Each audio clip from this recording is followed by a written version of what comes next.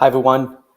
Thanks for joining us today. And I'm really excited about having a dialogue with the community about a very interesting topic and one that stems from a recent collaboration that Riaz Kavali was involved in with an Hebrew artist, Shaheen Rahman. We had a conversation with Shaheen last week. For those of you who were able to join, I hope that if you weren't, please check that out. And that will actually lead us into a larger conversation about Islamophobia that we're going to have today. So, to have a more interesting conversation, I've invited some wonderful guests, and I want to introduce them. So, first, let me bring on Aziz Natusab. He is joining us. Hello, how are you? Assalamu alaikum. How are you guys doing? Good, good. Thanks so much for joining us. Absolutely. It's my privilege and pleasure to be with y'all. I used to live in Texas, so one thing I've not forgotten is how to say y'all. Yeah, I was just about to say. Uh, Aziz Sab is Philadelphia Mayor's Commission for Faith-Based Initiatives and Interfaith Affairs. He is a Muslim interfaith and peace activist hailing from East Africa with extensive experience as an educator, a service volunteer, a leader, and a preacher. He's presented on Islam and interfaith relations at many academic, civic, and religious forums and interfaith forums, of course. He preaches regularly on Islam at churches, synagogues, and temples, and is the founder of Ummah Charities and is frequent guest lecturer at many universities and civic organizations. So we're very excited and delighted to have him because I think the perspective that he's going to bring to this conversation is going to be amazing. So Azizab, thank you so much. Thank you. Um, then let me bring on DA Brian Middleton next. Um, he is close to a lot of South Asian voters because he's in Fort Bend. But Brian, uh, thanks so much for joining. Thank you for inviting me. Looking forward to it. Yeah, Brian was born in Houston, Texas, so a very much a Houston native. Some sort, I'm sure y'all is in your blood as well. It is. He's married to Coretta Middleton and has three children. He's a 1990 graduate of Lamar High School in Houston and received a Bachelor of Arts in Economics from University of Houston in 1994, and then graduated uh, Thurgood Marshall School of Law with honors in 1997 and was licensed to practice law the same year. Thurgood Marshall. I hope I pronounced that right. Yeah, pronounced that right? You said it correctly. Didn't feel that way, but I'm glad that came out right. And then my good friend Danish Barbatani. Danish is part of a little ensemble called Riaz Kavali, and then also very involved in his own religious community, a chemical engineer by trade, and travels around the world doing his chemical engineering. Danish, thank you so much for joining. Thank you for having me, and thank you for the opportunity to speak on this platform. Yeah, no, I am excited for the various perspectives that each of us really bring here, and I think it's a topic that really requires even more people. And now that I look on the screen, I'm wondering we need at least four women to join us too to make this really right. Um, but for now, we'll do what we can with this brain trust that we've gathered. So you know I want to ground all of us in the fact that we are really coming from an arts perspective with this dialogue because we have felt at Riaz Kavali the need for our community to really address this idea of trying to vilify the community in a better way and trying to overcome it so that the Muslim community is not the target. of attacks just for political gain. And so to that, I want to first, talk about the Hebrew art that we did in the beginning of last couple of weeks. Shaheen Rahman and I worked on a presentation because this art form is not seen a lot in the media. But then secondly, I feel like what's interesting is that Qawwali itself is also an art form that, while it's recognized within South Asians, may not have been appreciated or recognized as much across the board when it comes to Islamic art. So, it's the idea of artistic practice when it comes to mainstream representation of Islam sometimes is less than adequate. And that is exacerbated by certain mainstream media's that narratives that we have on Islam. So what we want to do is, of course, use arts to spark a conversation, but then also highlights these silenced aspects of Islam.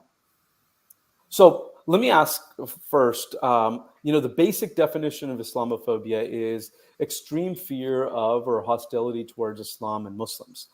Um, and that's a problem, right? That's a problem for all of us, Muslim and non-Muslim communities. Basically, any minority communities could be uh, at the tail end of this, the receiving end of the hatred here.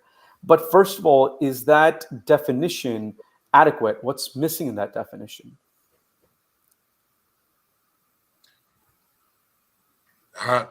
I would say terrorism. I mean, the the idea of fear and hostility kind of suggests that these are sentiments held by people who don't really take action. I think in this time and in our history, I think it's taken a step further. And we're seeing domestic terrorism. So I think that should be included in that definition.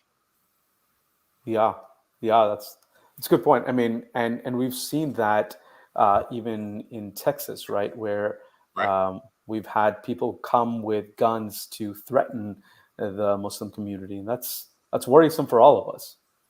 Exactly. Yeah, Azizab, I think I'm curious about your thoughts. I know that previously when we've talked, you've felt that the idea of Islamophobia, really has sort of, as you I think put, two buckets that we need to think about. Yeah, thank you. So, one of the things that Islam uh, foundationally stands on is the previous revelations of the Judeo Christian monotheistic Abrahamic family of faith. And there's so much wisdom in them. I will pick up just one individual who is a giant of wisdom, and that is a rabbi called Rabbi Hillel. And he has this beautiful quote, which I love. And he goes, "If I am not for myself, if I am not for myself, who will be for me? But if I'm only for myself, what am I? And if it not now, when?" So the wisdom is that the teaching presents is that one in the hierarchy, one should be concerned about oneself, one's community. But then not only about one's community, one should be concerned about society at large. Now, to give you some degree of foundational principles of Islam, there are essentially two. One is the worship of God. Let's call that a vertical, not that God is only confined to a specific space, but there's a vertical worship of God, and then there's a horizontal service to humanity, right? The creator and the creation. So we Muslims tend to be active in both spheres. We worship God and we serve humanity. Now, here's where the disconnect comes. Islamophobia appears to be, in my understanding, a comprehensive and organized assault on the reputation and the dignity of Muslims in the West in general, but in the US in particular. Now, it manifests itself, as I said, as you mentioned, in at least two buckets. There are two perspectives.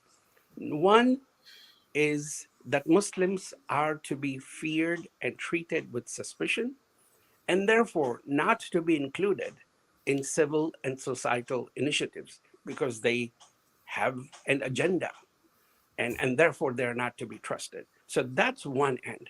The other part, the other side of the coin is also a systematic erasing of the contribution of Muslims in endeavors that are for the benefit of society as a whole, and especially those efforts that make us better as a nation. So if you remember the beginning of the first line of our Constitution, we the people, meaning all the people, in order to make this form a better union.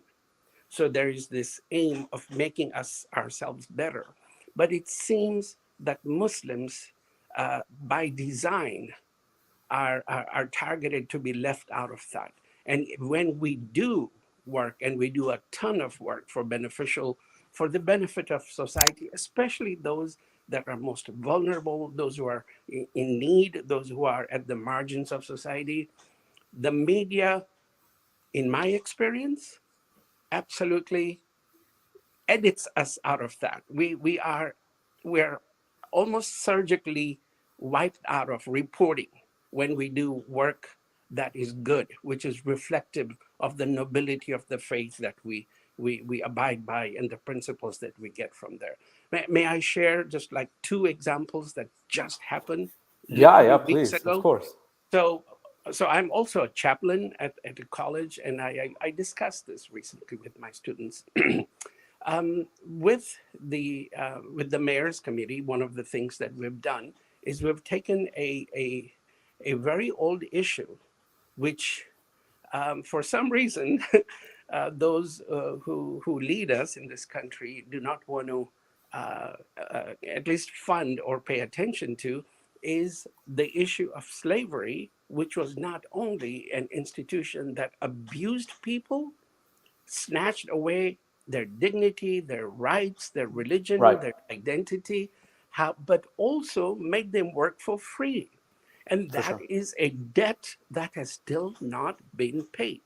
We Hmm. have trillions of dollars for war, but not but we don't have those funds to pay back the debt to the families of those who come from that legacy and Sure. have still struggling, right, with the discrimination that is intrinsic in our society. So I was part of the organization, and I spoke at these two events. And in one of them, I invited a young African American Muslim girl. She must be like 22, 23. Very, very, she was starting to, make a difference in the world with her activism. And I said, I'm going to give you this opportunity. You speak well, talk about how it is to be of African American community and a Muslim, and watching through the prism of those multiple identities that you hold. And I think we spoke very well, and our local newspaper covered it. And in the coverage, the contributions, the mention of Muslims was completely wiped out, like it was by design. Mm. And we asked the reporter, we asked the editor, and the answer was, well, it's already been written, so we can't do anything. Well, next time we'll do something. And then the next event occurred. Exactly the same thing happened. Yeah. So, after a while, it stops being a random thing. It is, you have to decide it's by design. Yeah, of course. Yeah. And maybe I guess too that perfectly dovetails us into, you know, media is certainly a way that Islamophobia manifests our local society, right? The media narratives that are decided to be captured versus not. I'm curious of your thoughts on how it manifests, Brian, Aziz, Danish, in our local communities, but also what are the international ramifications on this particular community and how it gets created.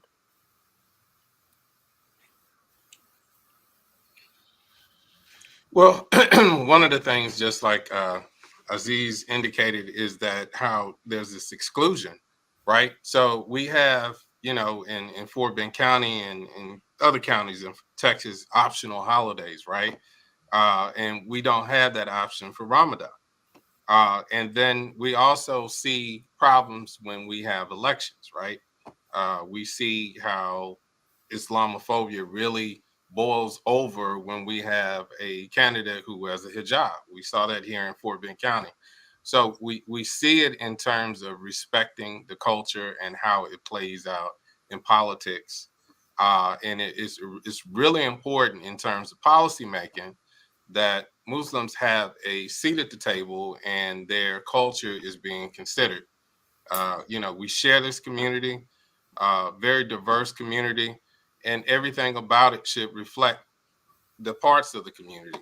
So, it's that thing where people, maybe they're not hostile overtly, but they're looking right through you. They're not acknowledging you and not giving you your due humanity. And that's that hostility, that's that quiet resentment, that subtle racism that we see. And I agree. Monotheistic religions seem to be hypocritical when we have attitudes like that. If your God created everyone, he had to create me. So when you see me, you should see God, right? Whether you call God Allah or something else, but you should see your brother. But too often in our society, we're separated along religions. And that's kind of how we see it down in South Texas. And it's especially piercing because Fort Bend is so diverse, and there is a large Muslim population there, right? But it's there are pockets of this community represented in New York, Pennsylvania area, Chicago, and San Francisco. So it's really a problem that while we feel it as Houstonians and locally, it's an issue that's much bigger and worrisome if not addressed. So, Brian, I completely agree with you. And Sunny, I would like to add that these kind of polarizing narratives then start sowing seeds of discord within the community as well. You see, you talked about media earlier. I really think that media not only has the power to sort of set the narrative, but it also has the power to set the discourse within the local community. And when you see Islamophobia show up, kind of overtly or out on the surface when it shows up in the media, then you see some of the same narratives show up within the community. And within the South Asian community, then you have people that are then taking on the same talking points or taking on the same polarizing lines, to sort of shun the Muslim community. One example that comes to mind how local South Asian community is affected is, for example, when how Sikh brothers were affected when immediately after 9/11, where they were being they were being thought of as Muslims, and they were attacked. Their businesses were attacked, and they were given a lot of hatred. So these kind of things then show up in the community from the outside, and then within the community also these things show up. As artists, we know that there are certain places. I mean, we were very good about sort of sending out messages about diversity within our group, but we know that as artists, there are certain places where we are not invited because of the faith and the religion that we represent, right? Within the community, we're not invited. Yeah, so true. I mean, as artists, again, this is why I want to say that we're rooting this conversation in the creative spaces, because one would be surprised how this penetrates into the art scene and infiltrates further into dividing the South Asian community. Um, but Aziz Bhai, I believe you were about to jump in and say something as well. Yeah, so because I am a teacher and a preacher, especially an interfaith preacher, I tend to go to those places where I find the ignorance to be the in high concentration. And there is this beautiful saying that all it takes for evil to succeed is for good people to do nothing. There is a parallel to that, which is all it takes for ignorance to succeed is for knowledge to do nothing. So I make it my business to at least make myself available that I am a Muslim, I'm a proud Muslim, but the fact that I'm a Muslim is an accident of birth, because several generations ago, my ancestors were Hindus. I could have been a Christian. To me, if I'm a Muslim, that is not something that I'm going to just dig a hole and just hide in that silo. The way I see, I believe it was the great Buddha who said that if you want to dig for water, don't dig 6 1-foot wells, dig 1 6-foot well, and you're going to draw water. Islam is my 6-foot well, but I'm well aware and I affirm and confirm that there are other wells that are equally valid, and I embrace them because we all draw from the same water. And when I go and preach, I always make this statement: I'm here to converse, not to convert. So y'all just take it easy. We'll just talk. And that's how you replace. So to me, Islamophobia, because it is it is like a designed initiative to minimize us, to be for Muslims to be treated with suspicion and therefore marginalized. The only way to replace that is to share about who we are. And the most wonderful things I hear when I preach, especially at churches and synagogues, oh my God, I had no idea we were so similar. That is music to my ears. That means I have broken through that wall of ignorance and replaced it with knowledge. And I've built a bridge instead of a wall. Yeah. And the way I see it, there's this beautiful, y'all should look it up, but there's this wonderful debate about about the issue of the clash of ignorance. The clash of ignorance is there are ignorant people on all sides, and if we remain, we with the wisdom, we with a initiative to make our society better, well, we need to replace them. We need to stand up and speak up and say, we are no different from y'all. We just practice a little bit different, but our basis is in the monotheistic Abrahamic faiths, and it is based on the civic value of caring for humanity and worship the Lord. We do differ in how we worship the Lord, but we care for humanity all the same. And if we build on those universal values, then we have built bridges. Yeah. Now, But I also feel like it's not just a problem for Muslims to educate the rest of the community. Yeah. I think it's a problem that profits certain people, and that's why it continues to be manifested. Correct. So I certainly think that the U.S. political system, for example, especially certain wings of it, benefit from the othering. And I love Dr. Ali Asani's.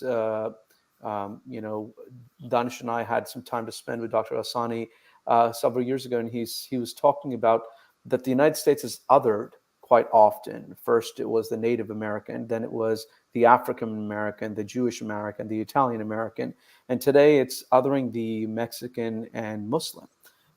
So it is it is something that us as a community, Muslims and non, have to participate in combating. Otherwise, we're going to continue this repetitive, journey that we're on.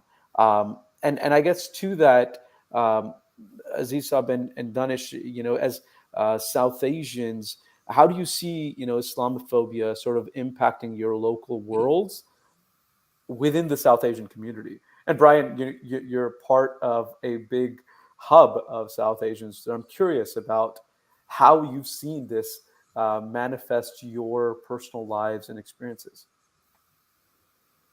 Danish, go ahead. Yeah, so like I mentioned earlier, that some of these narratives that are spoken on mainstream media and sometimes even social media are then picked up by certain elements within the community, and that is then that kind of sows the seed of discord between communities. And we are minorities here. If we don't have a unity between our South Asian community, then we can't bring about change that is beneficial for us. We can't bring about change through voting that then addresses our issues. And like I mentioned earlier, is there starts becoming factions within within the community. Muslims don't go to Hindu events, and Hindus don't come to Muslim events. Um, you know, and this is not what we stand for. This is not what we want in our community, certainly. So yeah, I think we have to battle that. We have to reach out to the other side and continuously battle these narratives that are thrown out in the media. And unfortunately, media has such power where um, when things go wrong, right? Like, I mean, we have seen um, news about unfortunate incidents within the community, right?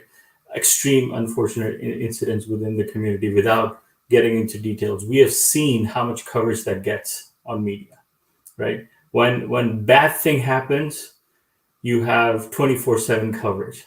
But the rest of the time, when the community is out there doing good for everybody, for all Americans, that doesn't get covered, right? So we are then all only remembered through those bad incidents.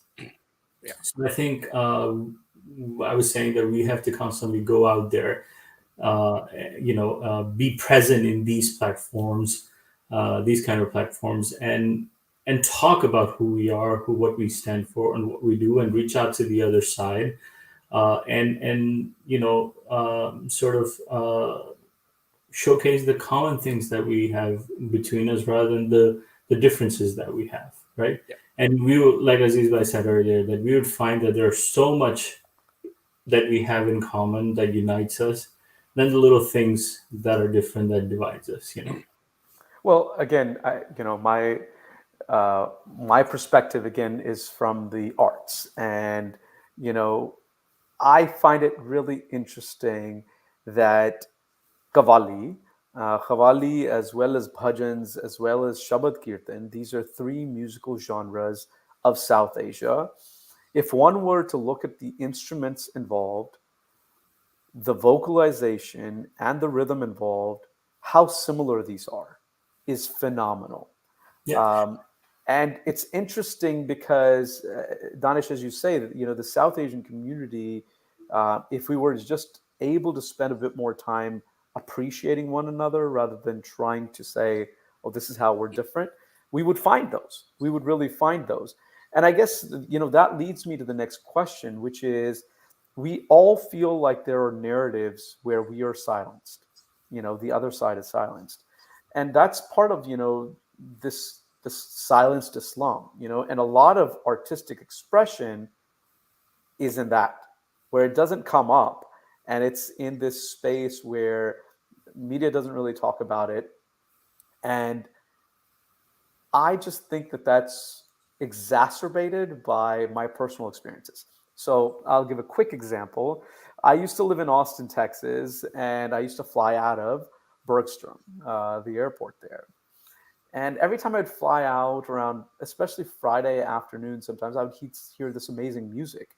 Usually somebody playing country music. And because I'm a musician, I thought, I'm going to hunt down the person who books these guys. And I would love to see if Cavalli can be there. Austin being a relatively uh, uh, liberal town, I thought this was not going to be a problem. I go, a couple of months go by, I finally hunt the person down. I sit him down and I say, I'm part of Riaz Cavalli, this genre that represents South Asian music, and it comes from Sufi Islam. And his immediate thing was, mind you, this was like 2014. I think my audience is not going to appreciate it. 9/11 was still pretty close. Wow. And I think I was so confused by so many things this booking agent was ignorant towards. Uh, least of which, what he said was pretty offensive. um, and I felt like, first of all, if he really feels this, how many other immigrant artists and art forms has he rejected? And the second thing I thought was, why is it that he feels this way? Why is it that he feels comfortable sharing and spewing what should be, uh, for all of us, an offensive statement? So I don't know if any of y'all have had that experience of this part of silenced Islam or artistic expression, but I'd love to open up the conversation on that. You mentioned 9/11. That kind of reminds me of something that I think I'd like to point out here. Um, we were talking earlier about narratives that are put out, right? I mean, I've been watching 9/11 coverage for the last 20 plus years in this country. Even the 9/11 monument, right? The theme is we will never forget, right? We could have a different theme. We will rebuild. America cannot be divided like this. We could have so many themes, right? Yet the theme that media chooses and the theme that is put out, we will never forget.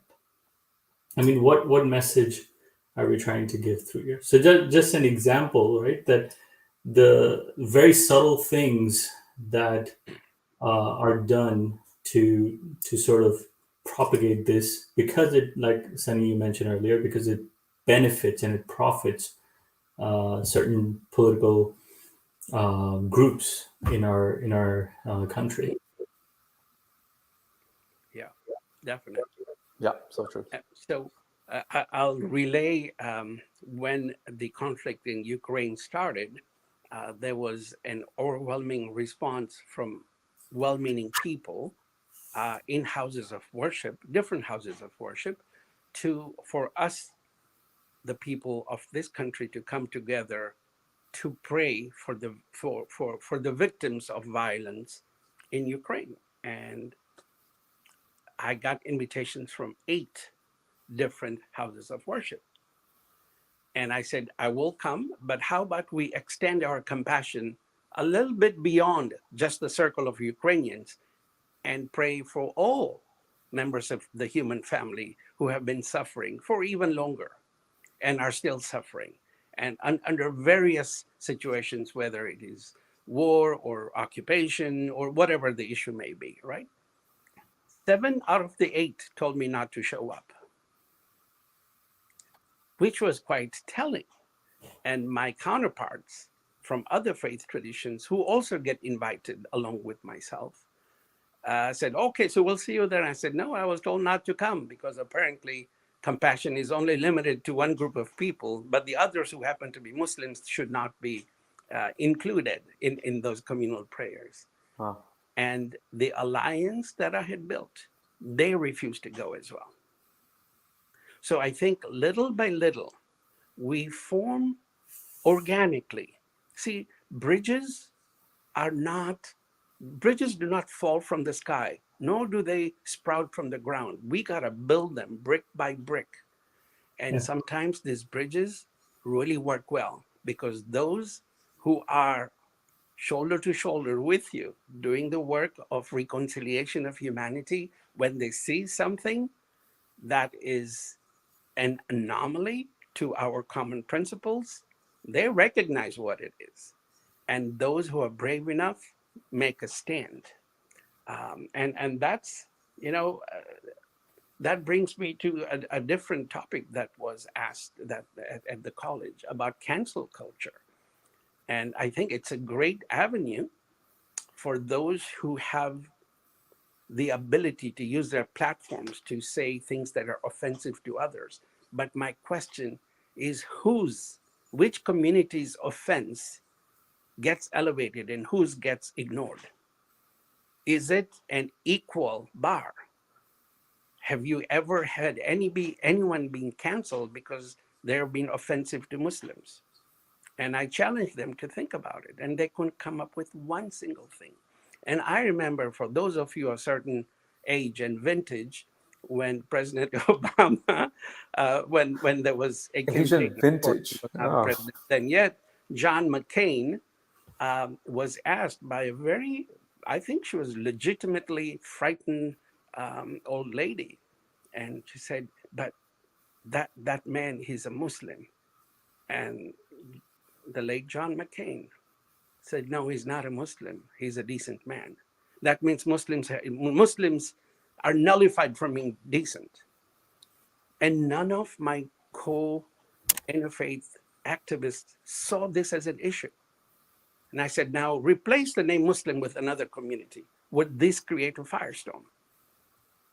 And they said, oh yeah, no, we never thought of that. Well, if you didn't think of that, chances are that the media that you consume has conditioned you not to think of it. Is it possible? I'm not saying it is. I'm just asking y'all to figure it out. And there was a sheepish smile that ensued. But, again, all it takes for evil to succeed is for good people to do nothing. So we say whatever we think we have to say without offending others. That is what respectful dialogue does. Yeah, and if I can jump in, I mean, at the base of what you just described is this notion that white is universal.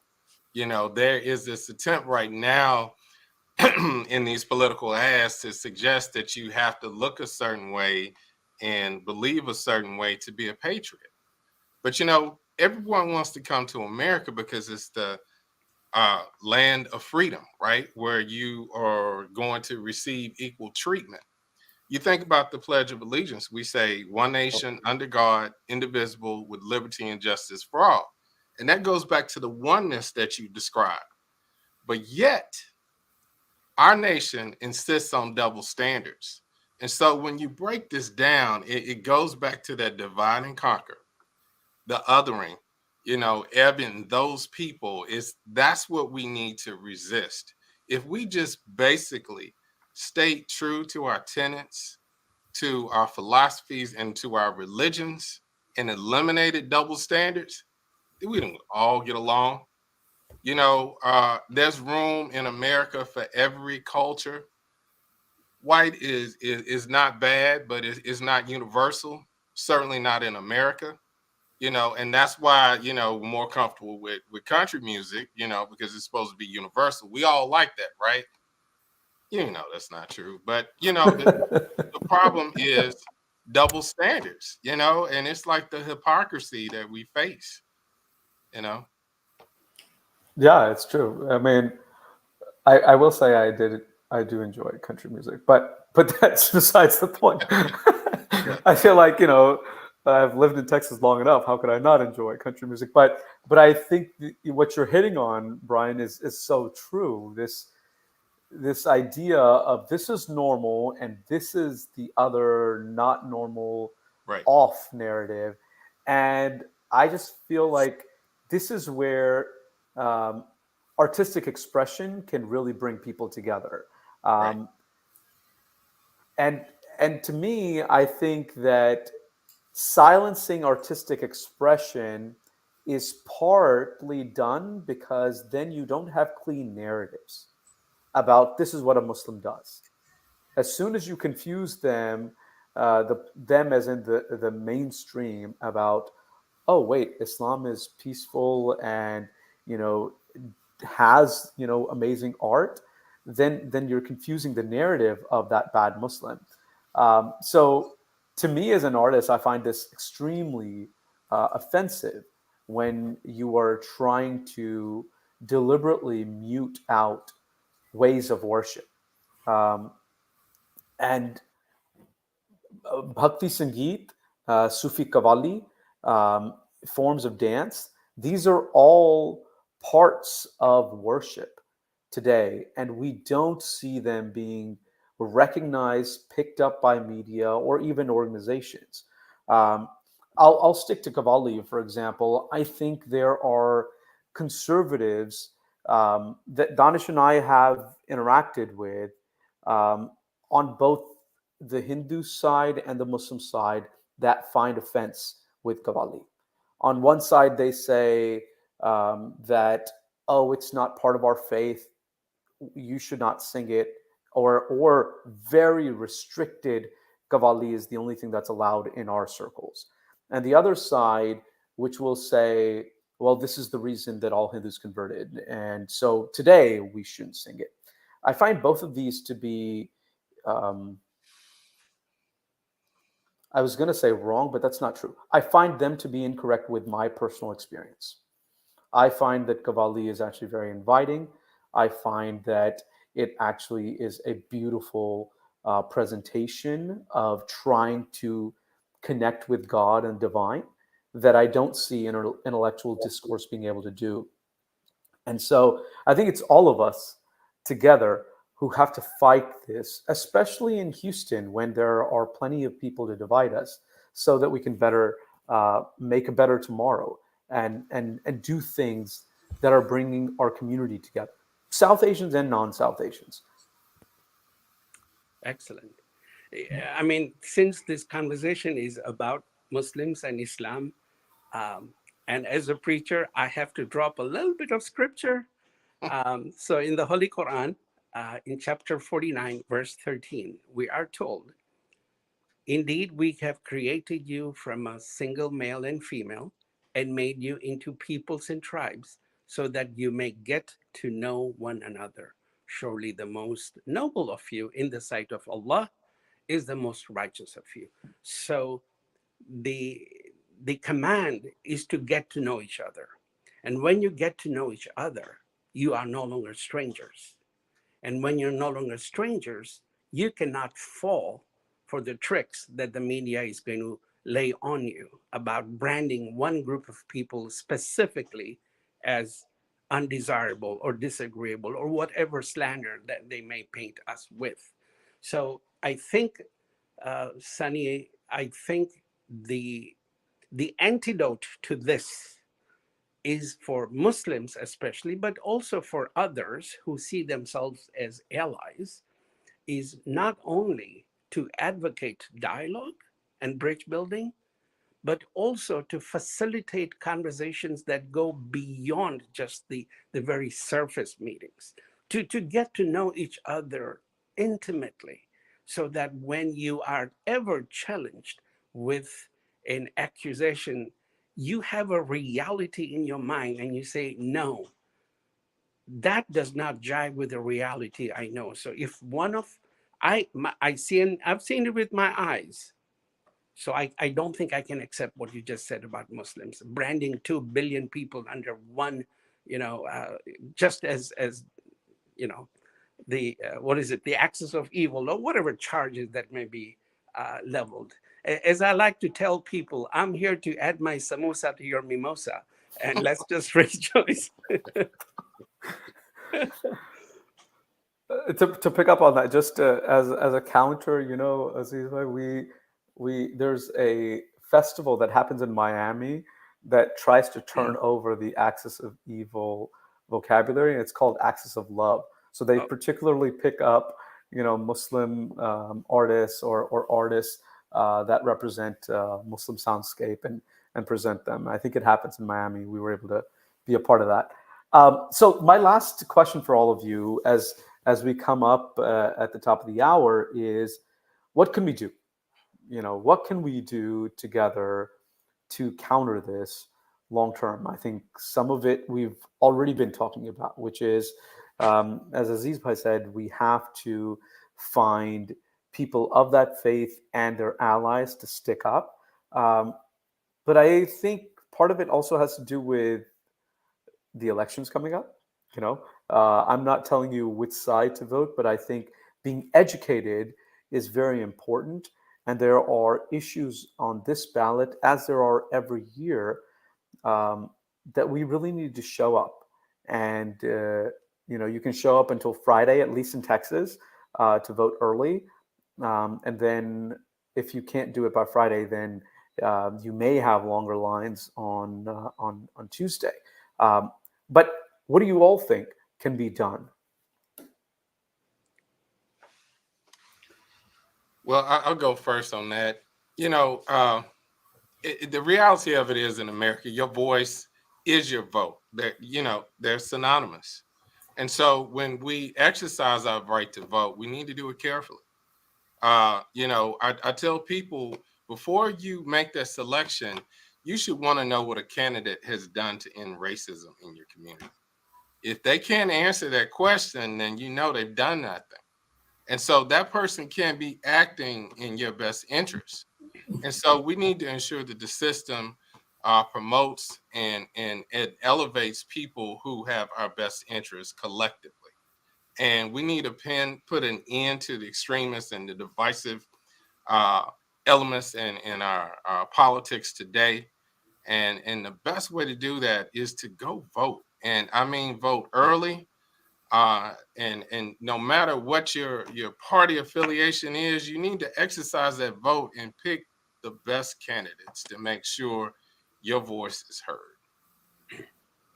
Beautifully said. Yeah. yeah. So, what I would recommend is that anyone who is invested in this, it doesn't have to be a Muslim, but Muslims are especially, I would advocate that you do this. Try to reach the three levels. The first level is the societal level. People around you, people you work with, your neighbors, your local houses of worship. Go and tell them, I am a Muslim, I'm one of y'all, I'm the neighbor. In the Old Testament, we're told love for God and love for the neighbor. I am the neighbor, right? So make yourself known, and they will know you not as a label, but as an individual. Number two, go one level higher. Reach out to the politicians and ask them, what have you done for people who are suffering in my situation? First of all, are you even aware of our plight? And when are you going to come to our mosque as you go to churches and synagogues? Do you not want to hear about our pain? You do not want our vote? And I don't like this. Sometimes we're forced into choosing. Well, you got to choose between the two evils. Well, at the end of the day, if you choose between two evils, you're still choosing for one evil over the other. Why can't we choose for the greater good? And so I would challenge the politicians. What do you do for those who are vulnerable, those who are marginalized, those who are demonized? And I happen to be one of them. I can help you. I can invite you to our mosque. And then the third, which is the most, I think, the most powerful one, is the media. Every time you hear a slander, a demonization, challenge them. Write, email, call, do whatever you can. Again, All it takes for evil to succeed is for good people to do nothing. And then tell the people who are within your circles. If you could just spend 2 minutes and call and just tell the editor that we see this as not only inaccurate but harmful. Because Muslims, we are not a tumor, we are a vital organ in the American body. We are not to be thrown out. We are to be nurtured because we have something to contribute. And this beauty, I'll end with the Jewish, you know, faith, which is so full of wisdom. There's this beautiful saying called tikkun olam, which means to repair the world. Wherever we go and we find the world in a certain degree of disarray, we do the best we can to bring it together. And one thing I will say, let's sing the beautiful spiritual of the Christian faith. We shall overcome. I think there's Thank you. not much to add here, but I'll just give my 2 cents. Yeah, please. I would echo Aziz Bhai and say build bridges. Build as many bridges to as many different communities within the community, outside the community, with Americans, with your neighbors who maybe on the borderline. Build bridges, because it will be very difficult. It will be very easy for them to say Muslims are this, Muslims are that, but it will be very difficult for them to say that Danish's community or Aziz Bai's community is this or that, right? You have to build bridges. You have to put human face, that's the only way to counter the narratives that are out there, in the media. Second, I would say, definitely get out to vote, right? But I would also say that our community, our immigrant community, the wider South Asian community has done well financially. Use your money. Use your money to support the candidate that stands for the values that you have, but then also hold him or her accountable, right? Did they do what they promised?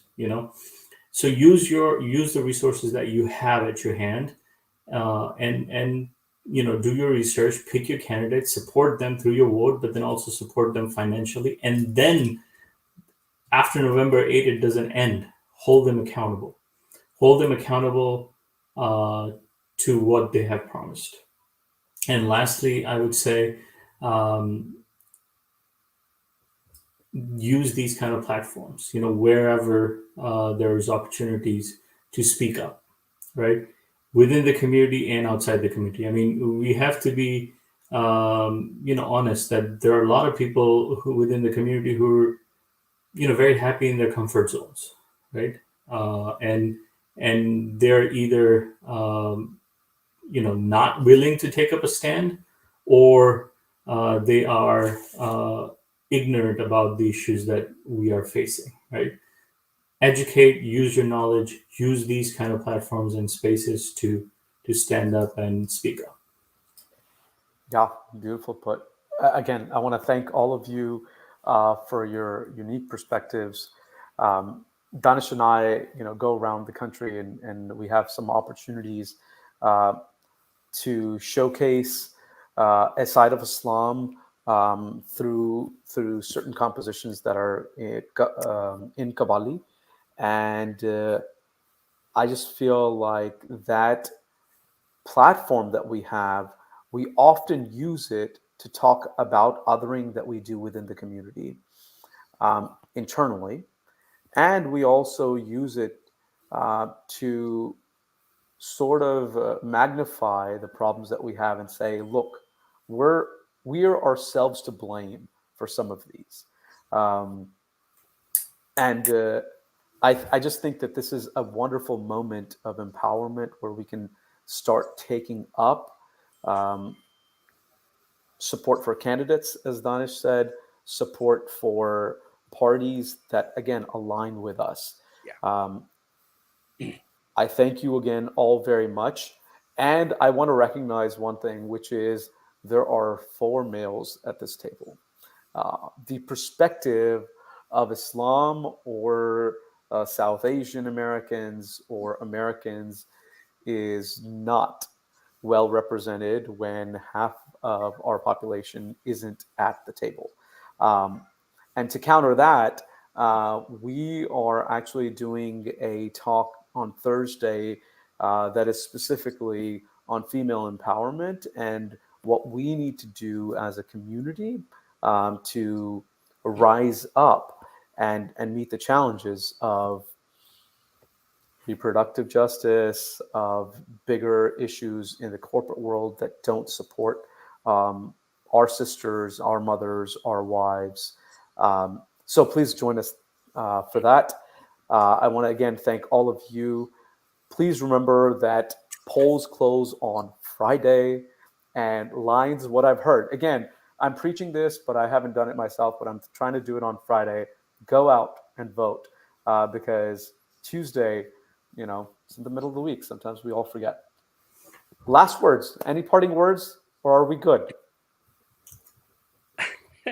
What I would say, very, very briefly, in religion, there are two ways we think of communicating with the divine. When we read the scriptures, that's God talking to us through the scriptures.